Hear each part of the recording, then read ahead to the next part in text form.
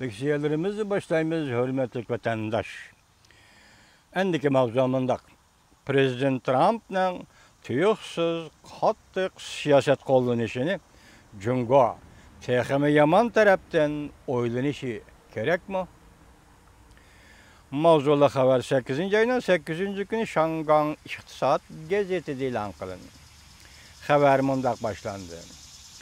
Soğudu uğraşıdı Cungo taraf bir mezgel tüven muqam koçup kaldı. Lekin ahval 7. ayının en ahırkı bir günü de özgürüş başladı. Cungo'da siyasi büro şu günü yığın etip 6 cihette muqam terakkiyatını belgelep, arkadıllı Cungo taraf arkadan meydana qattiq signal tarqıtıp, 60 milyard qimmatidagi Amerika tovarlarga tamojni beji qo'yadiganligini e'lon qildi. Arkadıllı Cungo matbuotlari Amerika qattiq muomala qilishga boshladi. Cungo taraf aniqki usulcharlarni o'zgartirishga boshladi. Bu qatimqi tarixiy doston sifatlik savdo urushiga taqobil turmoqchi bo'ldi Cungoliklar. Amerika bilan Cungo 6. aydan boshlab o'zaro boj qo'yishga boshlagandan keyin savdo urushida bir mezgil ta'tir to'lqin paydo bo'ldi. Gerçi Prezident Trump hükümeti ko'p qatim ifoda bildirib, Cungo tovarlardan boj elishni 500 milyard dollarga ko'taramiz degan bo'lsa-mu, lekin Cungo taraf buningga boshdan oxir soğuk bir taraf qilish meydonini qo'llangan. Ya'ni darhol zarba berish tadbiri qo'llanmagan edi. Alaqadar taraflar ham oxirgacha elishimiz deb ifoda bildirmagan. Muloyim bo'lishni a'lo bilgan edi. Lekin bundaq tuvan muqam o'tgan hafta juma kunidan boshlab o'zgarishga boshladi. Cungo hükümeti Amerika'dan import kılıngan 60 milyardlık tuvar mallarga 25%'in baj qo'yishini jakarladı. Bunun içinde suyuqlandırılgan tabii gazga baj qo'yish tunji qatam jadvalda o'ttirga qo'yildi.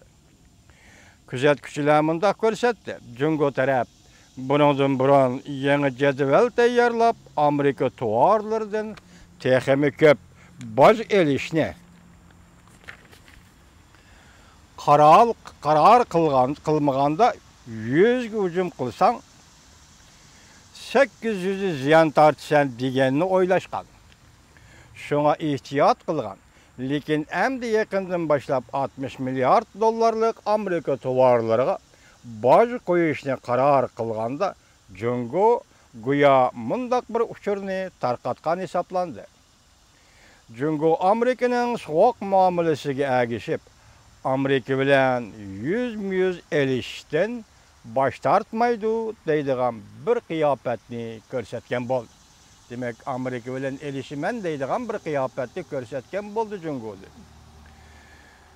Qo'l putini ishqa selibla qolmasdan Jungo taraf amdi til va zubonini mo ishqa selishga boshladi. Jungo'ning aloqador zuboni hisoblangan xalq gazeti Remerabo haftaning 1-kuni maqola e'lon qilib, mundaq ko'rsatdi. Cungo iqtisodiy qat'iylik bilan o'smoqda.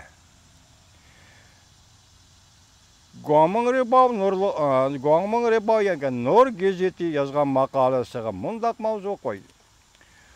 Kuchni bekitish, shanch turg'izish, tabiiy maqdurni bekitish deydigan 3 oddiy jumlalik Cungo iqtisodiga nazar tashlab yozgan cümlede Cungo iqtisodiga nazar tashlab yozgan maqolasida Cungo'ning e'tiqodiga kechiringlar, Cungo'ning iqtisodiga shanch belgilab berdi. Prezident Trump yaqinda Twitter'da fikr qoldirib, savdo urushi allaqachon Cungo iqtisodiga ta'sir ko'rsatdi deb ko'rsatgan. Cungo matbuoti sado qaytirib, buningga zarba bergan bo'ldi. Bu fikrga zarba bergan bo'ldi. Xalq gazeti tashqari dunyo nashri maxsus stonda imzoliq maqola e'lon qilib, Prezident Trump'ның həssəlab bac eliş tədbirlərini ayıplab. Şundaq. 21-ci əsrinin koçizomigərligi şəkli də quluq şumluq qılıb popozu işiltiş oyunu oynadı deb görsət. Demək bu yerdə popozu işlətdi Amerika dəvatıdır. Yəni koçizomigərlik qılıvatıdır dəvat. Hazırғы sizlərə məlum adil savdo qilaylı dəvatıdır Amerika. Şey üzərinə bəgə vədisini əməlgə aşır dəvatıdır Amerika. Lakin Xitay bu yerdə nə deb haqarət qılıvatıdır Amerikanı? Koçizomigəri popozu işlətdi deb haqarət qılıvatıdır. Yəni bir tərəfdən Cungo tərəf ötken hepsi adətdən təşqiri bir hərəkət qollandı. Siyasi büro 7-ci ayının axırda yığın çağırıb kilər yarım illik xizmətlərini orunlaşdırdı. Siyasi büro ciddi yığın çağırıb kilər illik xizmətlərini orunlaşdırdı. Devamını anlayız, hörmətli vətəndaş.